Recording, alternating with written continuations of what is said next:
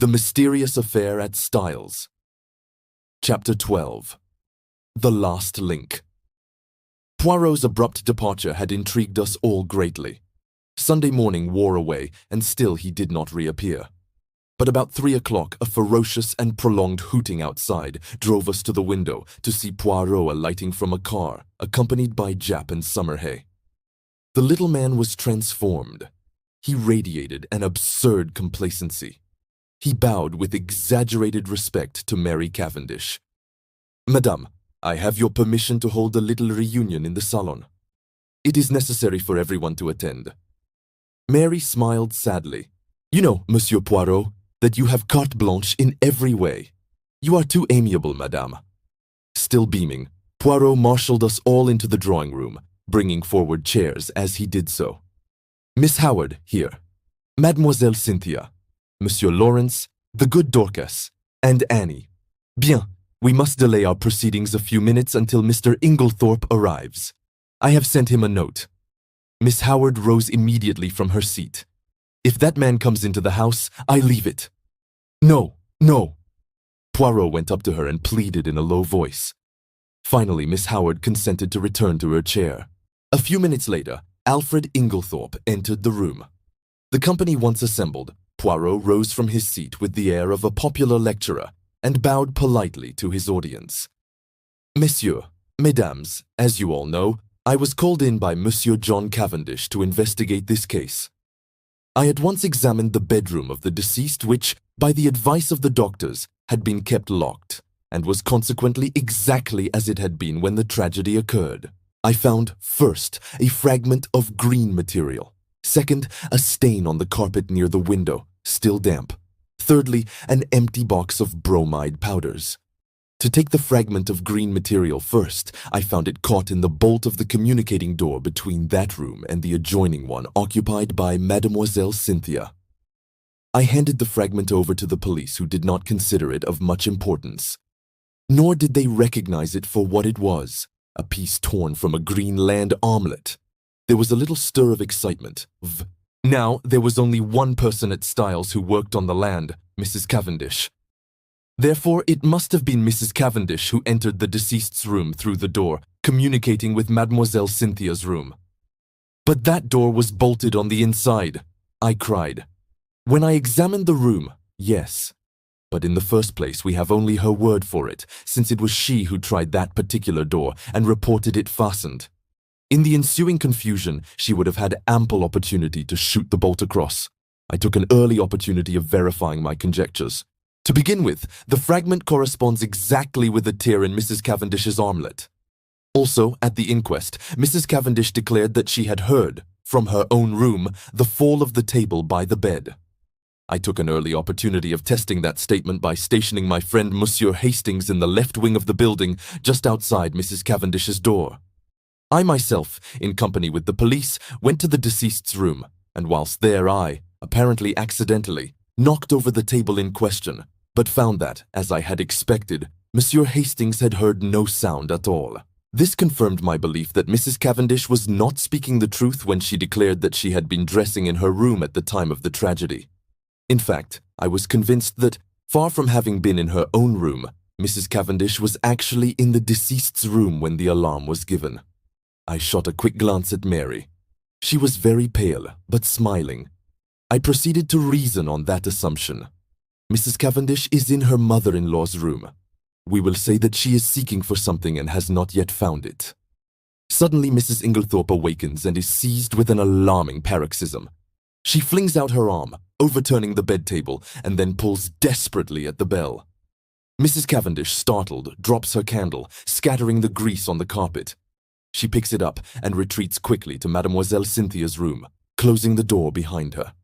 She hurries out into the passage, for the servants must not find her where she is. But it is too late. Already footsteps are echoing along the gallery which connects the two wings. What can she do? Quick as thought, she hurries back to the young girl's room and starts shaking her awake. The hastily aroused household come trooping down the passage. They are all busily battering at Mrs. Inglethorpe's door. It occurs to nobody that Mrs. Cavendish has not arrived with the rest, but, and this is significant, I can find no one who saw her come from the other wing. He looked at Mary Cavendish. "Am I right, madame?" She bowed her head. "Quite right, monsieur. You understand that, if I had thought I would do my husband any good by revealing these facts, I would have done so.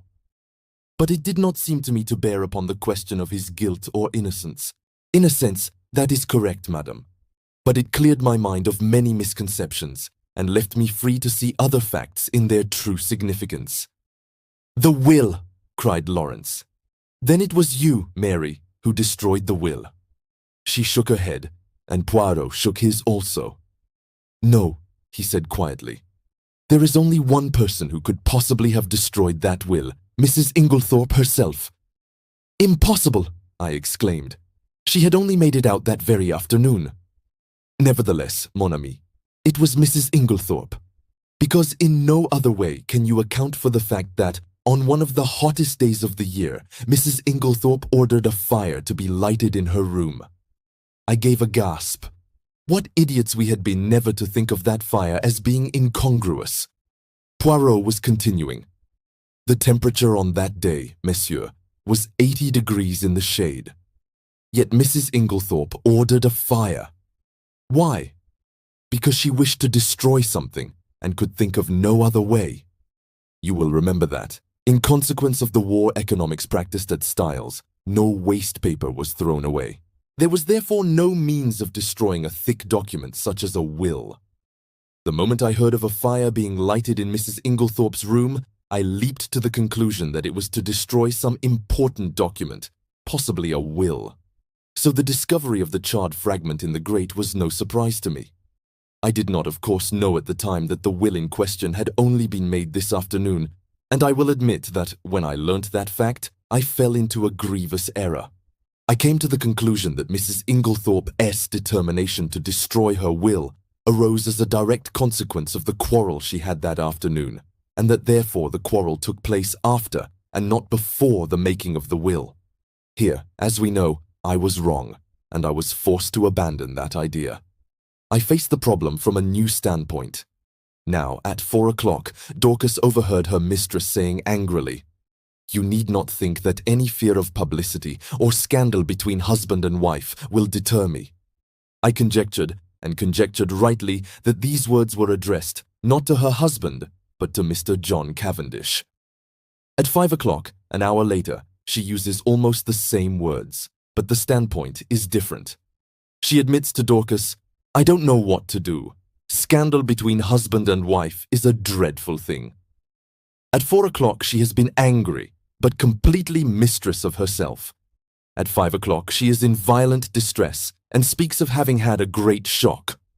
Looking at the matter psychologically, I drew one deduction which I was convinced was correct. The second scandal she spoke of was not the same as the first, and it concerned herself.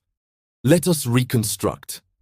At 4 o'clock, Mrs. Inglethorpe quarrels with her son and threatens to denounce him to his wife, who, by the way, overheard the greater part of the conversation. At 4:30, Mrs. Inglethorpe, in consequence of a conversation on the validity of wills, makes a will in favor of her husband, which the two gardeners witness. At 5 o'clock, Dorcas finds her mistress in a state of considerable agitation, with a slip of paper. A letter, Dorcas thinks, in her hand, and it is then that she orders the fire in her room to be lighted. Presumably then, between 4:30 and 5 o'clock, something has occurred to occasion a complete revolution of feeling, since she is now as anxious to destroy the will as she was before to make it. What was that something? As far as we know, she was quite alone during that half hour. Nobody entered or left that boudoir. What then occasioned this sudden change of sentiment? One can only guess, but I believe my guess to be correct. Mrs. Inglethorpe had no stamps in her desk. We know this because later she asked Dorcas to bring her some. Now in the opposite corner of the room stood her husband's desk, locked. She was anxious to find some stamps, and according to my theory, she tried her own keys in the desk. That one of them fitted, I know. She therefore opened the desk, and in searching for the stamps she came across something else, that slip of paper which Dorcas saw in her hand, and which assuredly was never meant for Mrs. Inglethorpe's eyes. On the other hand, Mrs. Cavendish believed that the slip of paper to which her mother-in-law clung so tenaciously was a written proof of her own husband, S. infidelity. She demanded it from Mrs. Inglethorpe, who assured her quite truly that it had nothing to do with that matter. Mrs. Cavendish did not believe her. She thought that Mrs. Inglethorpe was shielding her stepson. Now, Mrs.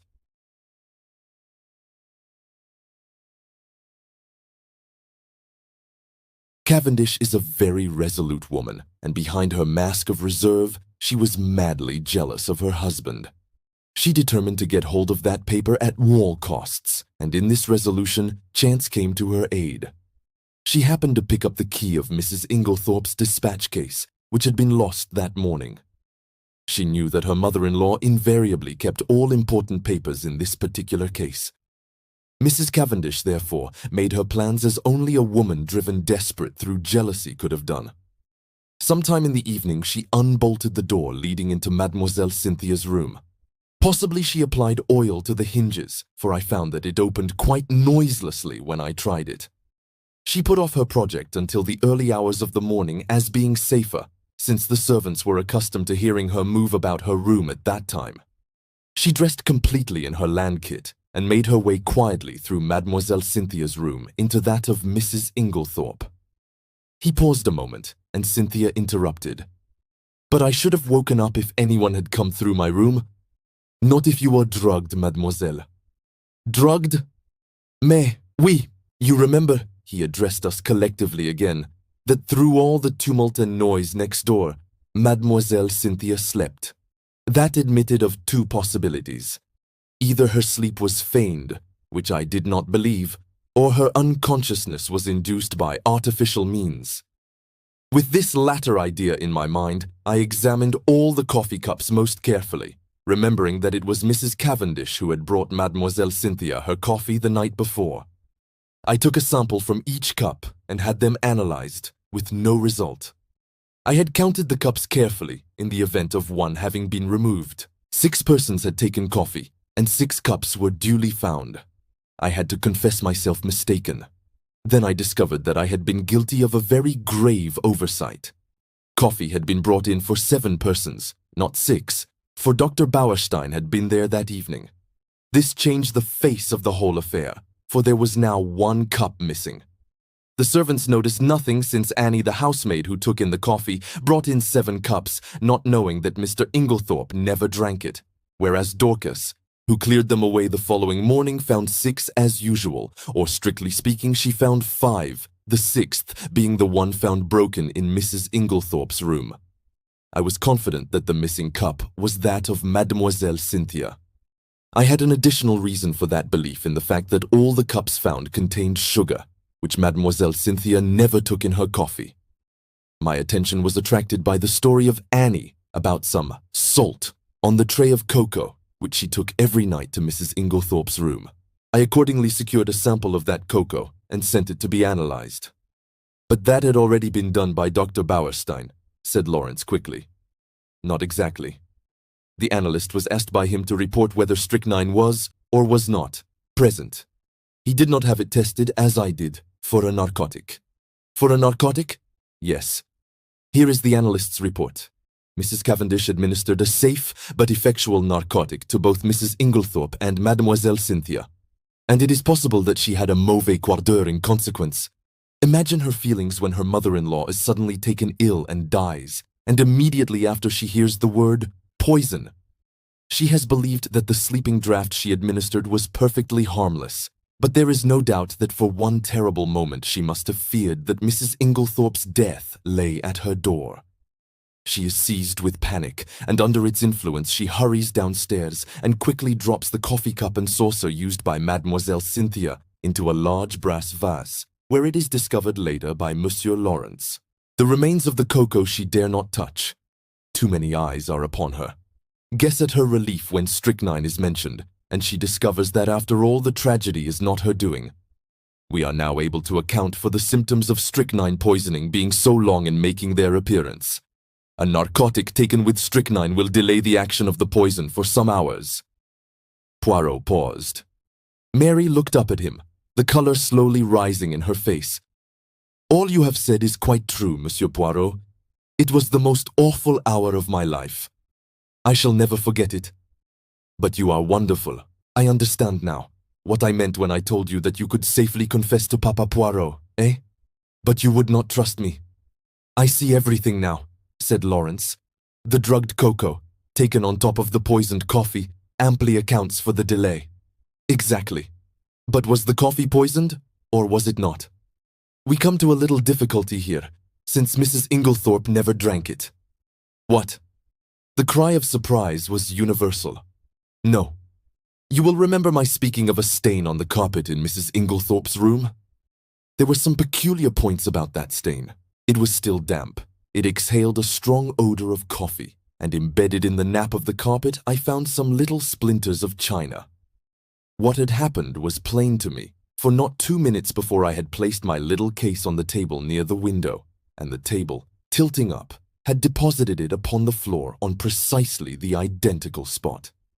In exactly the same way, Mrs. Inglethorpe had laid down her cup of coffee on reaching her room the night before, and the treacherous table had played her the same trick. What happened next is mere guesswork on my part, but I should say that Mrs. Inglethorpe picked up the broken cup and placed it on the table by the bed. Feeling in need of a stimulant of some kind, she heated up her cocoa and drank it off then and there. Now we are faced with a new problem. We know the cocoa contained no strychnine. The coffee was never drunk. Yet the strychnine must have been administered between 7 and 9 o'clock that evening. What third medium was there? A medium so suitable for disguising the taste of strychnine that it is extraordinary no one has thought of it. Poirot looked round the room and then answered himself impressively. Her medicine!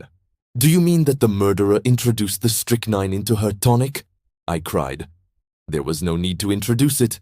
It was already there, in the mixture.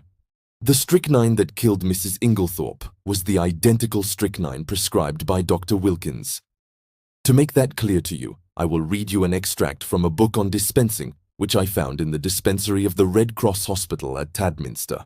The following prescription has become famous in textbooks. Strychnine sulf, potass bromide, aqua add, fiat mistura.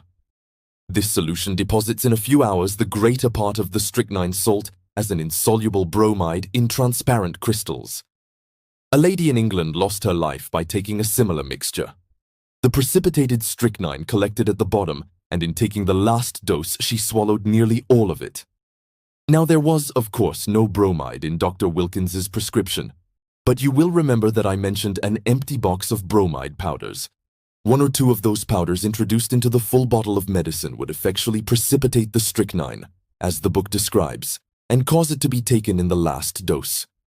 You will learn later that the person who usually poured out Mrs. Inglethorpe's medicine was always extremely careful not to shake the bottle, but to leave the sediment at the bottom of it undisturbed. Throughout the case, there have been evidences that the tragedy was intended to take place on Monday evening. On that day, Mrs. Inglethorpe's bell wire was neatly cut, and on Monday evening Mademoiselle Cynthia was spending the night with friends, so that Mrs. Inglethorpe would have been quite alone in the right wing, completely shut off from help of any kind, and would have died, in all probability, before medical aid could have been summoned. But in her hurry to be in time for the village entertainment, Mrs. Inglethorpe forgot to take her medicine, and the next day she lunched away from home, so that the last and fatal dose was actually taken 24 hours later than had been anticipated by the murderer. And it is owing to that delay that the final proof, the last link of the chain, is now in my hands. Amid breathless excitement, he held out 3 thin strips of paper. A letter in the murderer's own handwriting, Mes amis. Had it been a little clearer in its terms, it is possible that Mrs. Inglethorpe, warned in time, would have escaped. As it was, she realized her danger, but not the manner of it. In the deathly silence, Poirot pieced together the slips of paper and, clearing his throat, read, Dearest Evelyn, you will be anxious at hearing nothing. It is all right.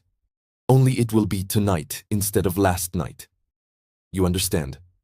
There's a good time coming once the old woman is dead and out of the way. No one can possibly bring home the crime to me. That idea of yours about the bromides was a stroke of genius. But we must be very circumspect. A false step. Here, my friends, the letter breaks off. Doubtless the writer was interrupted, but there can be no question as to his identity. We all know this handwriting, and a howl that was almost a scream broke the silence. You devil! How did you get it?